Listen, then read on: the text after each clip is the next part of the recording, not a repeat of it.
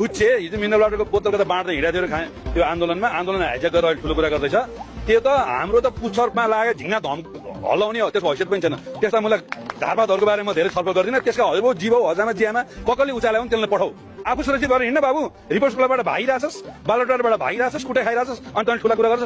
म कसैलाई छोड्दिन एक छोड्दिन दुई छोड्दिन तीन छोड्दिन हरेक भ्रष्टाचारीको घरबाट एक एक रुपियाँ निकाल्छु दिन तान्छु ल्याउँछु देखाउँछु संसारले थाहा पाउँछ नेपाल कसरी परिवर्तन हुन्छ भनेर कसैलाई नछोड्ने यो हेक्का राख्नु कहाँ भाग्नु छ भाग्नु अहिले नै हो चान्स खोजेर भन्छ हार्छौँ हामीले जसले यो बच्चाहरूलाई ताकी ताकी गोली हानेछ त्यसै गरी ताकी ताकी म निकाल्छु तिनीहरूलाई चाहे मरेको होस् म खालको खनेर भाग निकाल्छु एकजनाले छोड्दिनँ म छोड्नको लागि म मर्नुपर्छ म कसैलाई छोड्दिन एक एक थोपा रगतको म बदला लिन्छु यिनीहरू गोली हान्ने मान्छेलाई म झिकाउँछु कसैलाई नछोड्ने बुढो भए पनि नछोड्ने म कसैलाई छोड्दिन यो तपाईँहरूको मिडिया मार्फत म भन्न चाहन्छु कि म कसैलाई छोड्दिन म एकजनालाई छोड्दिन